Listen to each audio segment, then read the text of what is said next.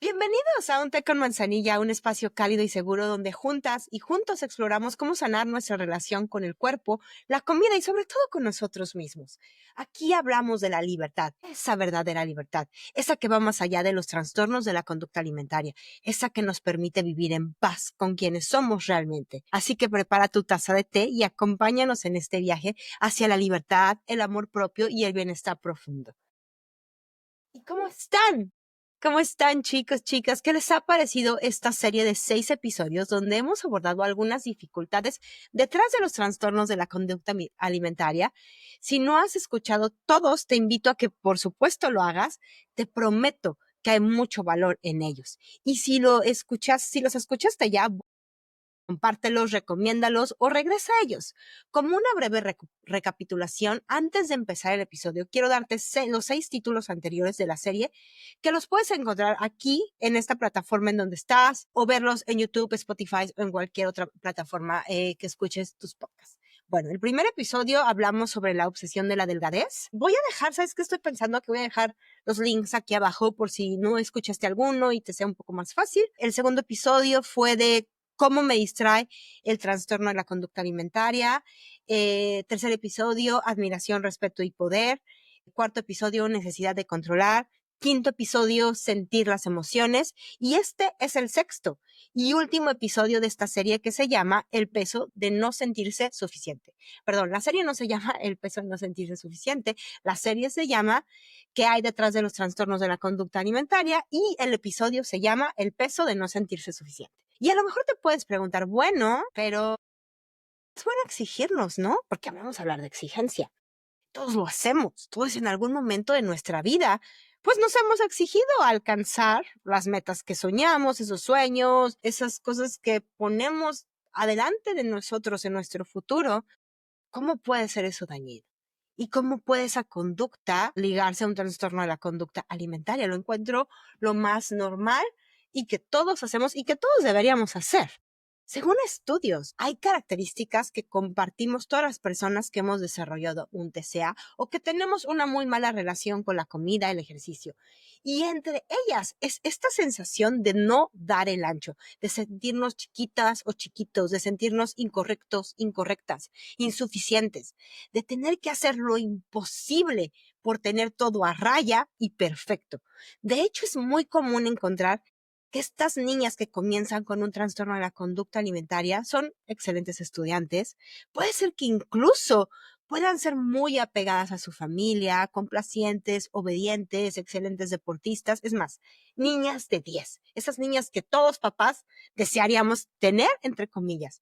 Y obvio, no estoy diciendo que todas las niñas y niños con estas características vayan a sufrir un trastorno de la conducta alimentaria ni problemas emocionales. Sin embargo, quiero puntualizar que esta búsqueda de dar el ancho, de ser suficiente en el exterior, se da de manera inconsciente desde muy pequeños. Es un rasgo, por un lado, pero también es una petición de la propia comunidad, de la propia sociedad, de las propias familias, ¿no? Y sobre todo, yo lo he encontrado muy cultural también. Las personas que vivimos aquí en los Estados Unidos y que somos migrantes, tendemos mucho a esta parte de hacer lo suficiente para ganarnos el lugar, demostrar al mundo que sí podemos. Y eso mismo heredamos a nuestros hijos y nuestros padres nos lo heredaron a nosotros.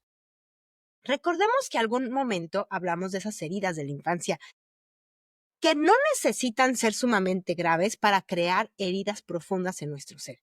Y justo es la perfección o el buscar el perfeccionismo o esta exigencia autodesbordada habla en algún momento que no en nuestras vidas.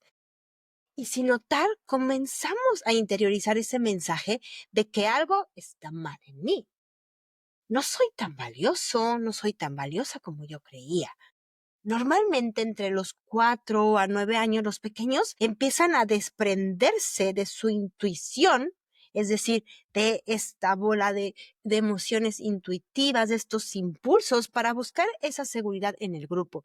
Y empezamos a dejar de vivir solo en la libertad de nuestros impulsos para volcarnos en esa socialización indispensable, claro, para la vida. Entonces nos damos cuenta que actuar como nuestros impulsos, nuestra sabiduría interna nos dicta, no es adecuado. Que de hecho muchas veces es peligroso, porque hay normas sociales que debemos seguir.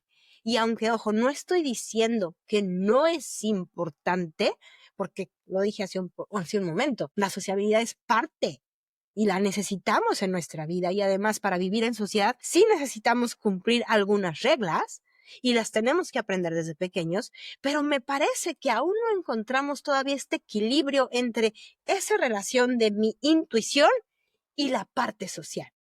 Y creo que hemos estado atorados ahí por años. O sea, no voy a encontrar la aguja en el pajar, ¿no? De decir, híjole, esta es la manera correcta, porque yo aún me encuentro ahí. ¿Cuándo sí es mi intuición o hasta dónde sí y hasta dónde no?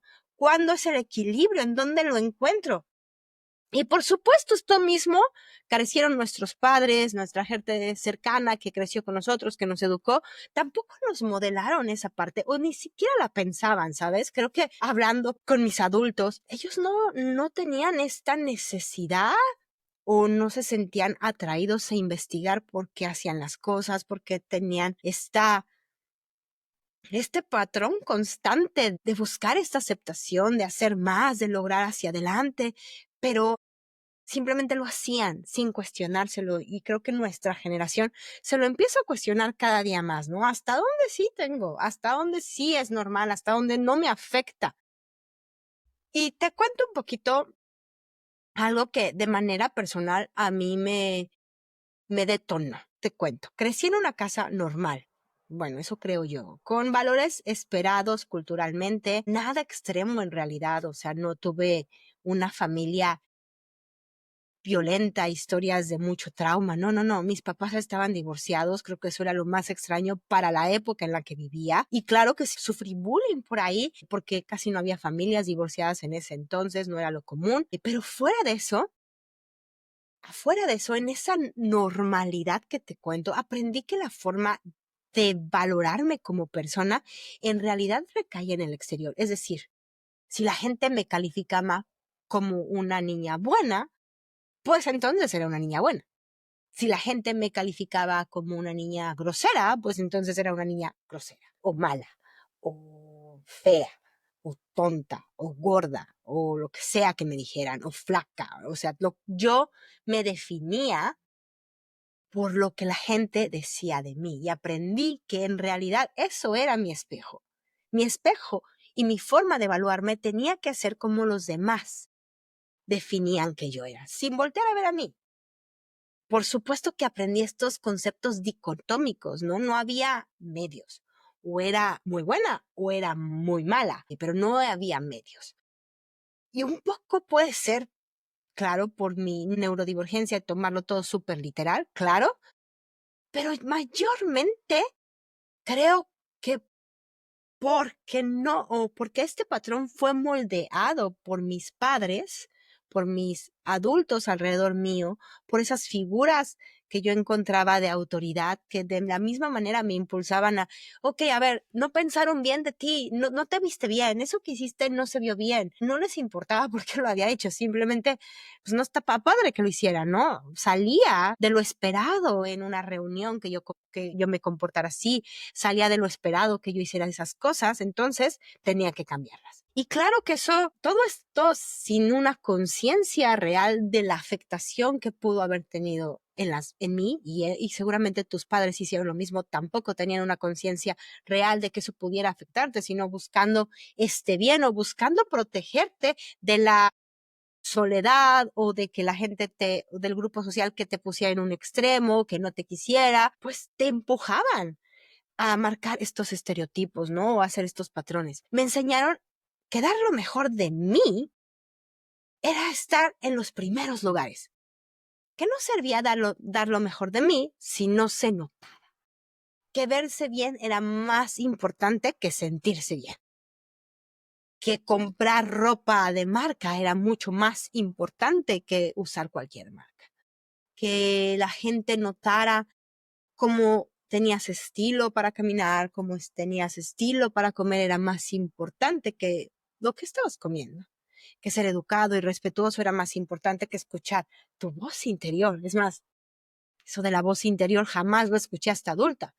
Que ser niño era lindo, pero que era una etapa que ibas a pasar, una etapa transitoria no tan importante y que además se iba a enfocar en prepararte para esta vida adulta, ¿no? Entonces, como que el niño solo era esta etapa de preparación y era el único momento que podía prepararse para esa vida adulta. Entonces teníamos que sobreestimularle y sobreexigirle para que fuera un adulto de bien.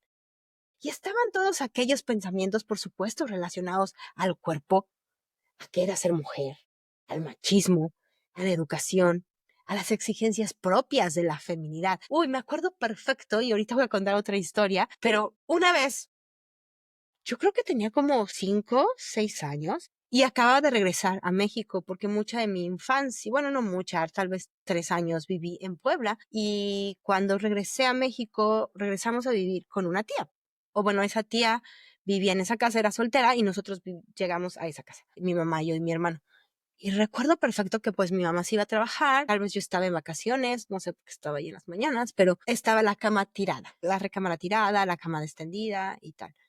Y salió mi tía y me dijo, hey, tú ven, tiende la cama. Y era la cama de mi hermano. Y yo así, ¿what? Además, mi hermano es 5 años mayor que yo. Entonces me dice, hey, tiende la cama de tu hermano. Y yo, ¿por qué? ¿Yo por qué la voy a atender? Porque tú eres la mujer. Tú tienes que hacer eso y no tienes nada más que hacer. Y dentro de mí me sentí realmente ofendida, realmente enojada. O sea, tan enojada está que lo recuerdo perfecto. Me fui, por supuesto, hice la cama mal hecha, de malas, tal vez me regañó, no lo sé. Pero esta sensación de, tiene que soy mujer. ¿Y qué tiene? Y además, siempre fui esta niña como que no. Era la niña normal, esperaba, esa niña que se callaba, esa niña que solo hacía lo que su mamá le decía, sus abuelos, esa niña tranquila, nunca la fui, siempre me sentí muy extraña, no sentía que encajaba bien en ningún lugar. Si tenía amigas, sí tenía amigas, pero siempre tenía esa sensación de no ser la más importante, hacía gimnasia, pero jamás me sentí la mejor gimnasta, siempre me comparaba con las otras, siempre estaba como, no, no soy tan buena como tal, no lo hago tan bien como tal.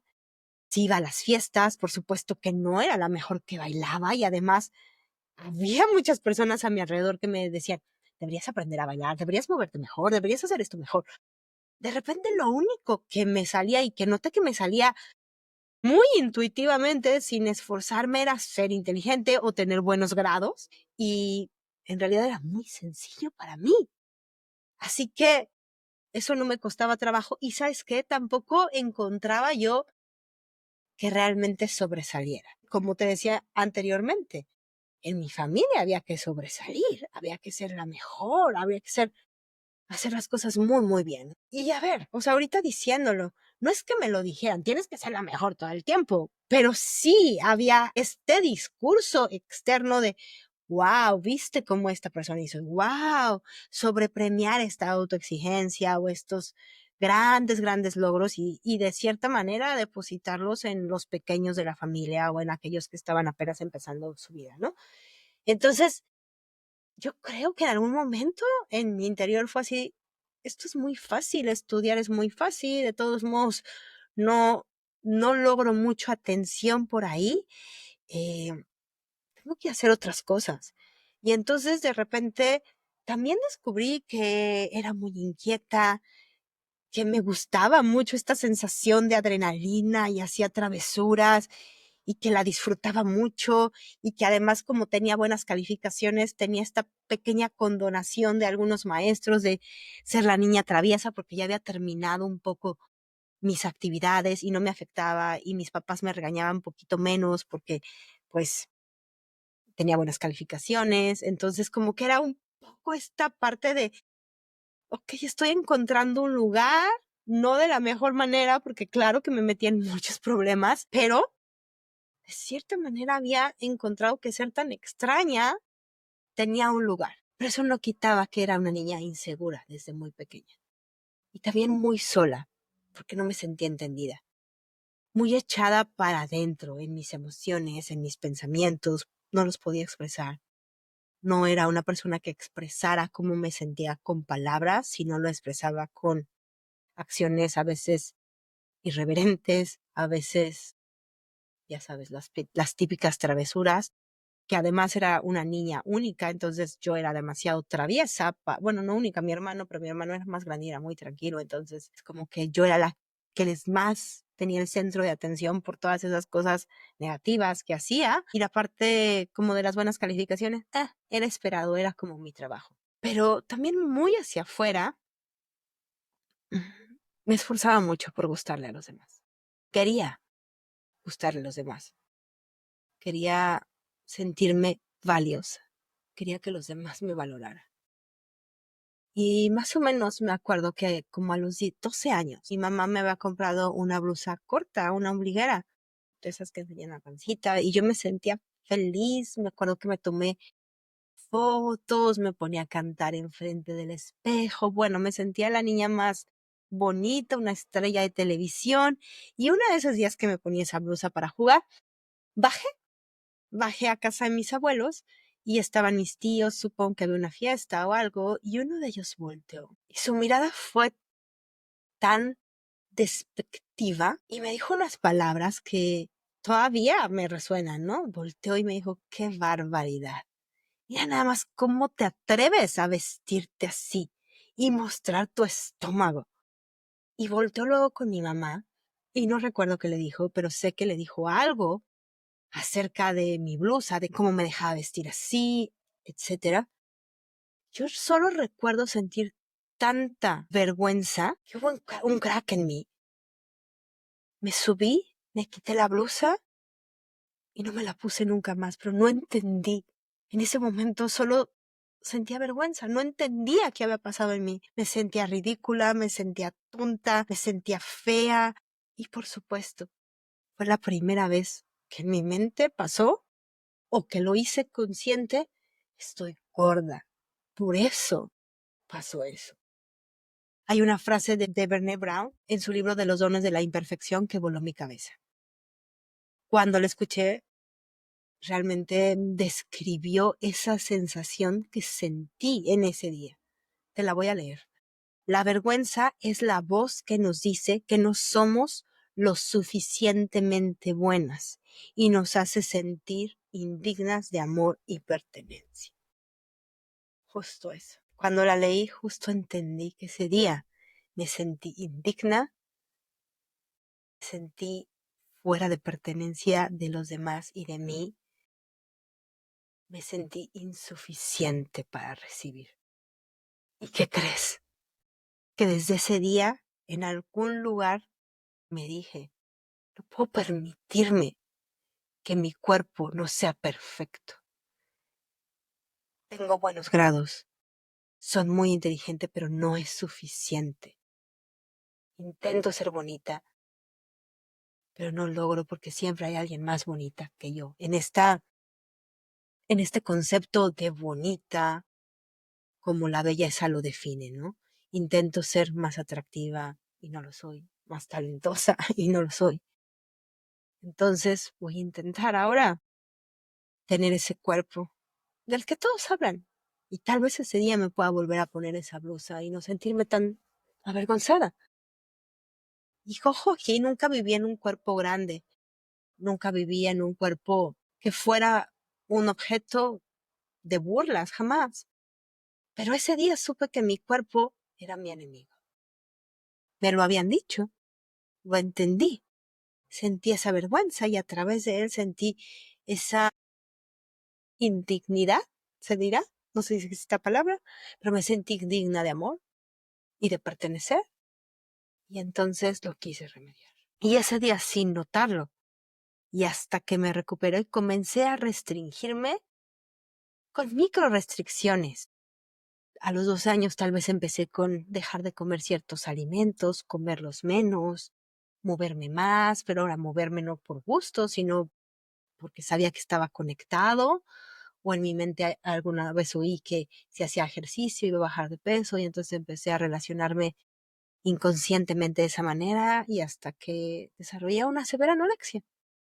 Y había logrado tanto lo que había buscado, ser la más flaca, lo había logrado. Había logrado que todos me voltearan a ver desde un lugar que yo en esos momentos pensaba que era desde cariño, desde amor, pero en realidad era desde mucha tristeza que me veía la gente, desde mucha compasión, desde mucha pena de decir, pobre niña, se está muriendo y nadie puede hacer nada. Pero cuando llegué ahí tampoco fue suficiente, porque ya era la más flaca, entre comillas, pero ahora lo tenía que sostener y ahora lo tenía que hacer parte de mi vida. Te cuento esto a modo de historia o a modo de que a través de mi historia puedas observar cómo esa parte de no ser suficiente y no estar a la altura de las circunstancias es muy detonador. Sobre todo para esas personas que somos mucho más sensibles y vulnerables y que traemos la genética de los trastornos de la conducta alimentaria y que traemos muchos mensajes externos y que esto, como los otros capítulos que hemos visto, hace que el caldo de cultivo sea súper nutritivo para formar un trastorno. Y se entreteje desde muy, muy pequeñitos, si bien no se detona, pero ahí va, tejiéndose como una telaraña hasta que llegue el momento de ¡pum!, de la explosión.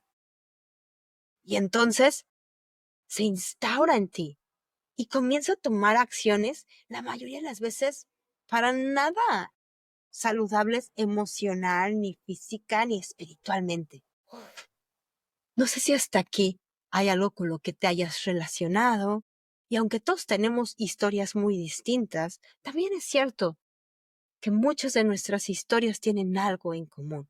Así que si te gustaría compartir conmigo, con la audiencia, tu historia, por supuesto que nos encantaría escucharlas y reflexionar sobre ella. Seguramente tu historia puede impactar en la vida de otras personas de manera positiva. Y bueno, una vez desarrollado el TCA, uno de los mejores argumentos que usaba la voz, esa voz juiciosa, malévola del trastorno, era la frase no eres suficiente o no es suficiente, expresado de diferentes maneras. Por ejemplo, nadie te va a querer si engordas. Todos te van a insultar por ver tu cuerpo que está gordo, que está feo, que está flácido, que tiene celulitis. Hey, no importa todo lo que hagas. Lo más importante es tu cuerpo y lo que opinen de él. Si no te esfuerzas lo suficiente, no eres fuerte. Un poco más delgada. Siempre puedes estar un poco más atlética. Siempre puedes ser un poco más determinada, un poco más ambiciosa. Solo un poco más y estarás perfecto. ¿Te fijaste? ¿Cómo todos se dieron cuenta lo fea que te ves? No puede ser, ¿ya viste? Esa persona tiene un cuerpazo y tú estás tan flaca y horrible, deberías hacer más ejercicio. ¡Wow! ¡Felicidades por tu éxito! Pero no celebres mucho porque eso solo te roba tiempo. ¿Dormir? ¿Qué? ¿Descansar? ¿Comer? Por favor. Hay que hacer algo más. Y estas son unas frases que recuerdo que las tenía constantemente. Siempre había una razón para hacer más, siempre había una razón para no ser suficiente, siempre había una razón para hacerme sentir que no daba el ancho en nada. ¿Te suena? Y no importa que no tengas un TCA. Seguramente si tienes esta relación negativa, esta relación dolorosa con tu cuerpo o con la comida, que no puedes a veces sentirte contigo misma completa y segura, seguramente estas frases te resuenan en la cabeza. Y como puedes ya notar, el no sentirse suficiente está íntimamente ligado a un TCA. Porque te pregunto, si te sintieras suficiente, ¿sabrías cuándo es suficiente? ¿Podrías notar cuándo es suficiente? Y si la respuesta hasta ahora es no lo sé, déjame te digo que el suficiente siempre va a vivir en este futuro. Pero ese futuro no ha llegado y te tengo noticias. No va a llegar, ni llegará. Porque ese suficiente se ha instaurado en algo que no existe, en algo inalcanzable. Porque cuando alcanzas algo que parecía que ahí estaba la meta, hay otra meta después. La idea es que nunca la alcances. Ese chip te lo instauraron cuando eras chiquitita. y hoy sigues siendo sus frutos dentro de ti. Pero ¿realmente te impulsa? ¿O realmente te mantiene en un estado de sentirte insuficiente, inadecuada, insegura, incapaz de recibir lo que mereces? La comida y el cuerpo se convierten entonces en ese vehículo compensador de nuestra sensación de insuficiencia. La comida se vuelve reflejo de cómo nos tratamos a nosotros mismas. Si creemos que no somos suficientes, comeremos como si no fuéramos suficientes. Restringiremos como si fuéramos o como si no tuviéramos valor.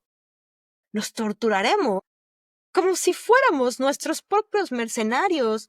Nos mataríamos de hambre, nos lastimamos frente al espejo, nos pellizcamos, nos cortamos, hacemos ejercicios forzados, tenemos palabras hirientes hacia nosotros mismos, pero eso es solo en nuestro interior, porque a nuestro exterior sonreímos. Hay que sonreír para vernos que naturalmente somos suficientes, para demostrarle al mundo que estamos bajo control. Sonríe. No importa que por dentro te sientas una mierda, sonríe. Está bien. La anorexia, la bulimia, el comer compulsivamente utilizarán constantemente este mecanismo de hacerte sentir insuficiente para darte al trastorno cada vez más. Por eso en un tratamiento de recuperación es importantísimo, vital, imprescindible explorar esta sensación. Porque mientras tú sigas nutriendo tu mente, tus pensamientos con esta insuficiencia, el trastorno tendrá grandes razones para existir. Mientras sigas creyendo que tu único valor es la manera en que comes y cómo tu cuerpo se ve, la recuperación no tendrá un espacio en tu cabeza, porque hay un objetivo para tener un trastorno. ¿Cuál es? Mantener esta idea de que solo vales por ese cuerpo y esa comida. En fin, mientras te sigas desvalorando, no hay razón entonces para nutrirte ni física, ni mentalmente, ni espiritualmente. ¿Te fijas cómo todo está conectado? Mira, hagamos un ejercicio que creo que te será muy útil en esta exploración. Te invito, como en muchos episodios, a tomar tu lápiz, tu papel. Es más, si no te has acostumbrado, en muchos episodios lo hago porque creo que ayuda mucho a escribir. Y páusale si no lo tienes. Bueno, primero, una vez que lo tengas, siéntate cómodamente. Da unas respiraciones profundas, estírate, da unos balanceos, trata de poner tus dos pies en el piso, tus dos glúteos sentado bien y deja fluir las palabras. Voy a dar unas preguntas y tú contéstalo. Tómate el tiempo que necesitas, si nada más ahorita las quieres escribir, después contestarlas está bien, o si quieres ir pausando el episodio, irlas contestando y continuando oírlo, está bien, como tú te sientes cómoda. ¿Recuerdas cuándo fue la primera vez que te sentiste que no era suficiente? Escríbelo. ¿Cuándo fue la primera vez que tu cuerpo y la comida te hicieron sentir suficiente? Describe cómo fue. Trata de poner los más detalles que puedas. Acuérdate que no hay prisas, no hay respuestas correctas. Hoy, ¿qué papel juega el cuerpo y la comida en esa sensación? ¿Qué papel juega el cuerpo y la comida en esa sensación? Tómate tu tiempo. Recuerda que esta reflexión es para ti. El conocernos en realidad nos hace libre y esta reflexión o cualquier otra reflexión nutre tu alma, nutre tu espíritu, nutre tu ser, nutre tu voz interior. No lo haces para nadie, sino para ti. Así que no juzgues lo que salga, solo sé honesta contigo misma. Al final no te puedes mentir a ti misma, ¿verdad? Entonces deja que fluya. Acompáñate con cualquier emoción que venga. Continuando con el episodio, ¿qué entonces toca hacer? Y obvio que me te estás preguntando, como muchas veces lo hacemos, ok, sí, todo suena perfecto, me relaciono, pero ¿cómo le hago? ¿Cómo le hago para sentirme suficiente? ¿Cómo le hago para sentirme suficiente sin que el trastorno, sin que el TCA, sin que la anorexia, sin que la bulimia, sin que el comer compulsivo sea mi única herramienta? Y bueno, no te voy a dar la respuesta ni la varita mágica, porque aquí no damos eso. Tenemos que decir que es un proceso que lleva tiempo, que es intenso, que no es una pastilla, que no es un tip mágico que va a remediar, que no te voy a dar un té, que no te voy a dar una receta de comida, que no te voy a dar un ejercicio físico para que lo hagas y todo va a estar mejor. No, lo más importante es que sepas que va a requerir de ti, de que tú estés presente, de que te comprometas, de que sientas y de que lo hagas por ti. Lo mejor es que te prometo que si tú confías en el proceso, en este proceso de acompañarte, en este proceso de recuperación, si estás trabajando con profesionales, si necesitas ayuda y la buscas, si está acompañándote un familiar, en ese proceso que confíes y que te dispongas a encontrar esa suficiencia en ti. Y te juro que lo lograrás tarde o temprano, porque es real. Si tú buscas, encuentras. A veces no va a ser tan rápido como quisiéramos. A veces el proceso se va a tornar complicado, va a haber subidas, va a haber bajadas. Pero si tú sigues ahí, si tú sigues siendo compasiva, paciente, amable contigo, un día vas a lograrlo. Es práctica, constantemente práctica y por lo tanto error. Algunos sencillos pasos que puedes comenzar a practicar, pero recuerda, esto no reemplaza nada de un tratamiento de recuperación. O sea que el oír este episodio no va a decir, ok, oigo este episodio, Carla, y listo, ya no necesito ir a recuperación. No, busca ayuda, busca un tratamiento profesional. Si no tienes, si no sabes por dónde empezar, mándame el mensaje. Busquemos opciones que sean acordes para ti. Pero no tomes los consejos como si fueran consejos de redes sociales y trucos de magia. En realidad, un trastorno de la conducta alimentaria es un trastorno serio. Es un trastorno que toma vidas y tienes que darle esa importancia porque tu vida está en riesgo. Ok, aquí te van algunos sencillos pasos. Uno, cuestiona esa voz interna. Cuestiónate. Cuestiona esa voz del trastorno. Identifícala. Cuestiona esta voz juiciosa, esta voz perfeccionista que constantemente te está pidiendo más. ¿Por qué me pides más? ¿Por qué si ya logré esto, necesito hacer otra cosa? ¿Es real que no soy suficiente si no hago esto, si no me veo así, si no como así? Cuestiona también esas creencias fundamentales, esas creencias que la propia cultura nos ha impuesto, que los sistemas de opresión nos han heredado, que nuestros padres, nuestras familias nos han trasladado. Cuestiónalos. ¿Es real que una mujer solo vale si se ve de cierta forma? ¿Es real que toda la mujer tiene que cumplir los estereotipos de belleza? ¿Es real que si yo vivo en un cuerpo grande no tengo valor? ¿Es real si yo soy de cierta manera la gente no me va a aceptar? ¿Es real? Y una vez que te empieces a cuestionar una y otra y otra y otra vez, trae esta autocompasión a ti. Trabaja mucho como si fuera un amigo que te lo preguntara, como si dentro de ti existiera esa mascota que amas tanto, ese hijo, esa persona, como si esa viviera dentro de ti, te estuviera preguntando eso. No le dirías, ay, qué tonto eres, ¿por qué me preguntas cosas tan estúpidas, tan ignorantes? No le insultarías. Tratarías de responderle de una manera amable, tratarías de llamar a tu paciencia y a tu prudencia y a tu amabilidad para contestarle de esa manera. Que te hace autocompasión porque la mereces. Cuida tu entorno familiar, amigos y redes sociales. No me voy a cansar de decirlo.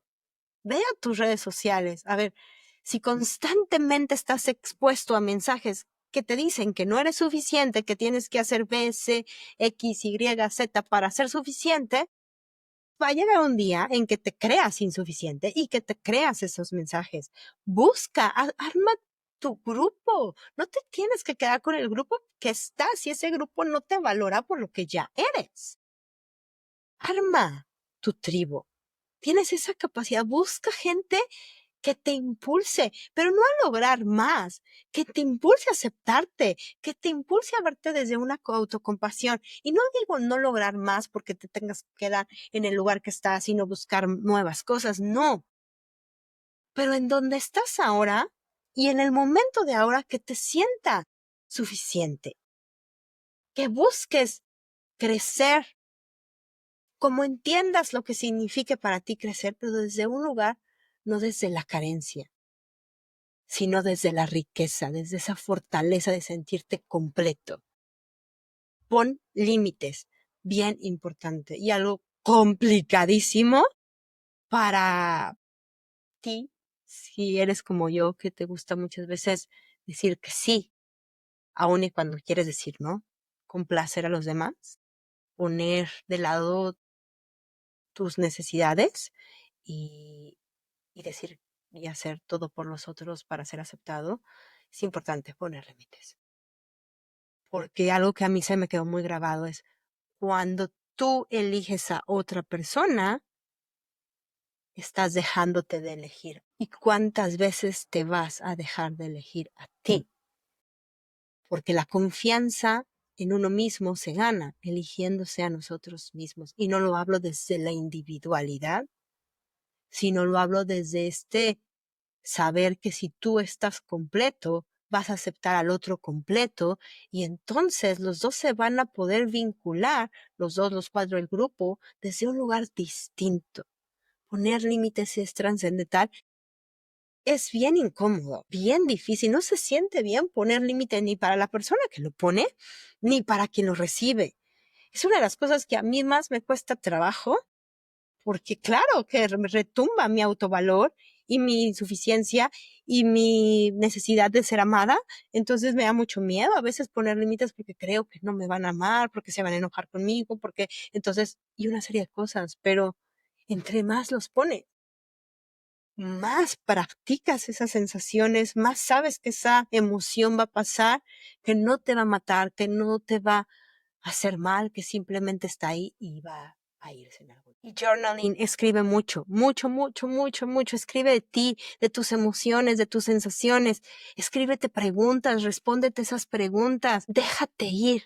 Hazlo como una rutina de ejercicio, esa que planeas. Date 5 minutos. Antes de preparar un atracón, escribe. Antes de dejar de comer, escribe. Antes de hacer alguna acción que te lleve a sentirte vulnerable, escribe. Escribe. Porque a veces, y yo te lo digo, que era la más necia para escribir, que no le encontraba ningún sentido, escribir vacía mucho, te saca esas emociones de ti, las pone en papel. Y por primera vez puedes ver esas emociones reflejadas y sobre todo a ti, como a mí, si te cuesta mucho expresarlas con voz e identificarlas, el escribir ayuda mucho a esa reflexión. Y por último y la más importante, busca apoyo profesional. Te mereces buscar apoyo profesional y aquí quiero dar una pausa porque a veces el buscar apoyo profesional significa invertir dinero y invertir tiempo. No estamos dispuestos porque creemos que no somos lo suficiente valiosos para invertir ese tiempo y ese dinero para nosotros. Por ejemplo, si te cuesta un tratamiento 10, pero no sé, el fútbol de tu hijo cuesta 10, entonces vas a decir, la prioridad es mi hijo, le voy a pagar los 10 a mi hijo porque él es mi hijo, ¿no? Y entonces vas priorizando sin priorizarte a ti. Y vas a pasar, o ya has pasado varios años con la misma regla o con el mismo mecanismo de no poner prioridad a ti. Vales y vales mucho y vales esa inversión porque a través de tu salud, familia, tus amigos, las personas alrededor tuyo van a estar bien. Busca ayuda profesional, te lo mereces y no necesitas estar más enferma, sentirte más débil, estar en una situación peor para buscar ayuda. Cuando tú sientas que algo está mal en ti, es momento de ir a buscar ayuda. Recuerda que la sanación llega en capas. La cebolla es una perfecta relación, ya sabes, las primeras capitas son bien frágiles, delgadas. Es más, a veces se vienen unas juntas con otras. Y conforme vas pelando más y más, las capas se vuelven más gruesas, se sueltan un poco más rápido, pero también te hacen llorar más. Y justo así es la recuperación. Frágil, en un principio sensible, y conforme vas avanzando, vas llegando a capas más gruesas, algunas mucho más dolorosas, pero también te hacen llegar más profundo y las capas salen más rápido. Recuerda que los trastornos de la conducta alimentaria te ponen esos lentes de la insuficiencia. Una y otra vez tú te los intentas quitar y ellos vuelven a ponértelo o tú te los vuelves a poner. Y estás viendo todo conforme a esa perspectiva de esos lentes que te dan. No eres suficiente. Y aunado a un cerebro desnutrido, a un sistema nervioso devastado y a un cuerpo cansado, esos lentes terminan siendo tu realidad. Sin embargo, esos lentes son lentes, no son tus ojos. Te los puedes quitar. Es posible, no te pertenecen. Y claro que a veces cuando te los quites el mundo se verá diferente y no te gustará, no se sentirá tan bien como se sentía con los lentes. Y bien lo digo entre comillas, más seguro. Sin embargo, tus ojos son capaces de ver. De hecho, no necesitas los lentes. Nada más que nadie nos los había dicho. Practica, al menos por unos minutos, quitártelos. Una y otra vez. Acepta esa incomodidad, acepta ese dolor, acepta esas emociones que vienen de quitártelo. Pero no son tuyos. No te pertenecen. Y esa es una excelente noticia, ¿no crees? Bueno, espero que este episodio te haya llenado, te haya gustado, te haya sentido identificado, identificada. Recomiéndalo, por favor, compártelo, deja que llegue a muchas más personas que necesitan escuchar este mensaje, que todavía no lo escuchan. Seguramente si no eres tú, hay alguien allá afuera que conoces que necesita escucharlo. Así que compártelo, por favor. Gracias por estar aquí. Que tengan una excelente semana. Les mando un abrazo y no olviden escribirme preguntas, si necesitan que hable de algo en especial en algún episodio, escribirlo acá abajo y si necesitan trabajar conmigo, por favor, también mándenme un mensaje. Gracias. Bye.